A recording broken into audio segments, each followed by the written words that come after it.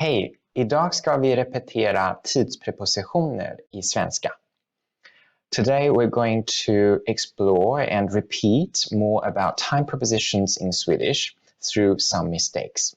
Are you making the same mistakes as I will show you soon? So,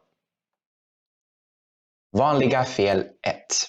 The normal mistakes 1. Jag har bott i Sverige för 2 år nu. Jag har bott i Sverige för 2 år nu. So, can you find which part is wrong? Is it i Sverige eller för 2 år nu? Ja, det skulle vara i 2 år nu. Korrigeringen, the correction should be jag har bott i Sverige i 2 år nu. I've been living in Sweden. In English you would say for 2 years now. But for how long time in Swedish is always i 2 år nu. I've been talking for 2 minutes now. Jag har pratat i 2 minuter på svenska. Jättebra jobbat om du har upptäckt det här felet. Good job if you've identified these mistakes. Låt oss se nästa misstag. The next mistake. Vanliga fel 2. Normal mistakes 2. Jag kom till Sverige 3 år sedan. Jag kom till Sverige 3 år sedan. Vad är felet? What's the mistake? Yes.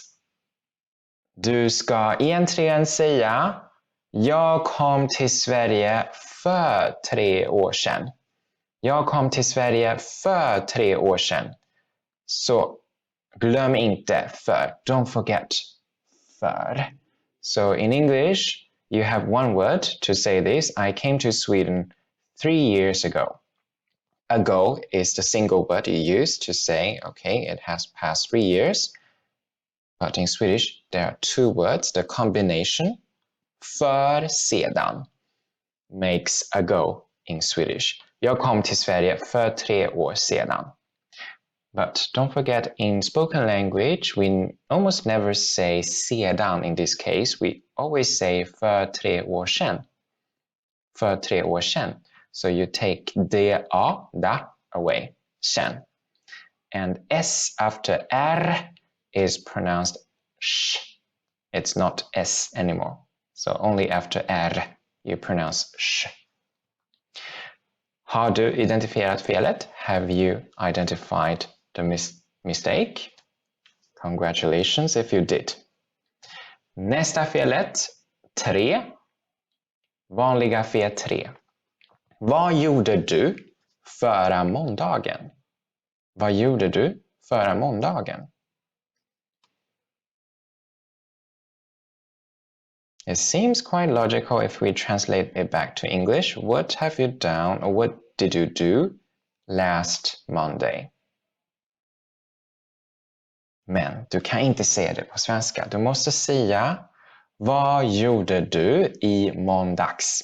Vad gjorde du i måndags? I måndags betyder last Friday. I måndags means last Monday. I måndags, last Monday. In English, it's very logical. You say this Monday, next Monday, last Monday. In Swedish, we don't use these words. We use the preposition, the combination with the preposition. I måndags means last Monday. So please do not think too much on this. If you think too much about, okay, why it's in, is it physical or not, then it will only make you more confused. So please remember the combination. I måndags, last Monday. Tänk också på att vi ändrar vokalen här också. Do think about we also change the vowel to a short vowel. På måndag, on Monday, på måndag, det är dag, a. I måndags, here you change the long vowel, a, into a short vowel, a. So here we have i måndags. Tack. Bra jobbat. Nästa felet. The next mistake. Nummer 4. Vanliga fel 4. När kommer du tillbaka? I 2 veckor. När kommer du tillbaka? I 2 veckor. When are you coming back? In 2 weeks. It seems quite correct in English. Maybe now you find the logic in all these mistakes. Everything which is supposed to be correct in English, maybe it's wrong in Swedish. Maybe you guess it right. Yes, du kan inte säga i 2 veckor i svenska. You cannot say i 2 veckor in Swedish. Du måste säga om 2 veckor. När kommer du tillbaka? Om 2 veckor. Så om 2 veckor är för att berätta hur länge du ska stanna någon annanstans. Hur länge kommer du tillbaka i framtiden? So when will you be back in the future? In these situations you wouldn't say in 2 weeks, i 2 veckor, because i is in Swedish for how long time? Do you remember? For how long time it's i. So om is for the time in the future. So in 2 weeks, om 2 veckor. You can actually translate it directly to about if it makes it easier for you to understand. So it's more like about 2 weeks. Okay, so you never say i 2 veckor in Swedish. Okay, nästa exempel, nästa felet. Vanliga fel 5. Vi brukar åka till Spanien i sommaren. Vi brukar åka till Spanien i sommaren. Var är felet? Where is the mistake? Yes. Du ska inte säga i sommaren. Du måste säga på sommaren. Vi brukar åka till Spanien på sommaren.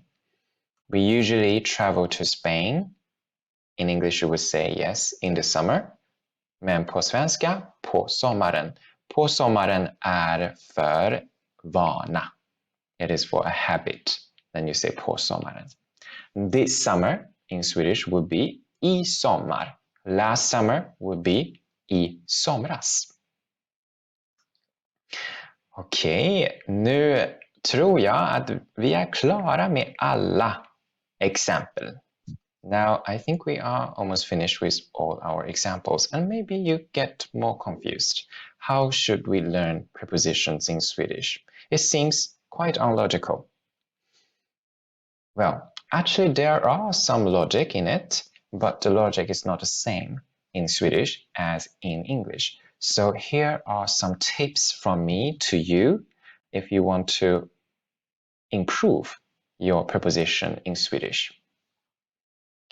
Så, några tips från mig. Tips nummer 1. Översätta inte direkt från engelska. Don't translate directly from English. Tips nummer 2. Memorera kombinationen. Don't think too much about the preposition. You memorize the combination i måndags, på måndag, i sommar, i somras, på sommaren till exempel. Tänk inte så mycket på preposition och årstider. Don't think too much about the logic about preposition, but just to remember the combination. Tips nummer 3.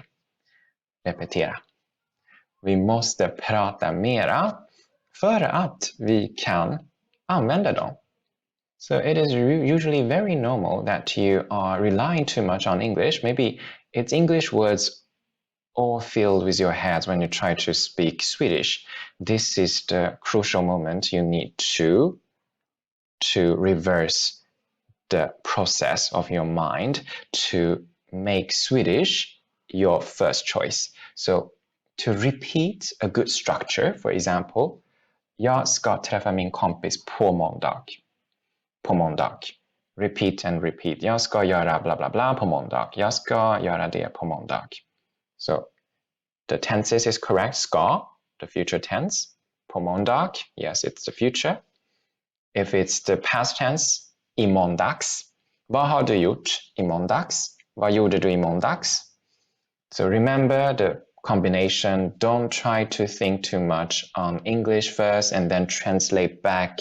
Then you are actually speaking Swedish with the English words, with the English grammar. Then you're actually just using and activating your Swedish vocabulary, but the grammar is not activated when you do the translation all the time.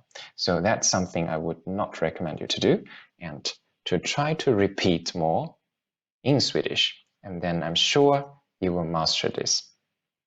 Så tro mig, det kommer att bli bra. It will be fine. Så tack så jättemycket för idag. Vi ses nästa gång. Nästa gång ska vi repetera mer detaljerat om tidsprepositioner. Next time we will dive in to more detailed usage of prepositions. Så vi ses nästa gång. See you next time. Thank you. Hej då!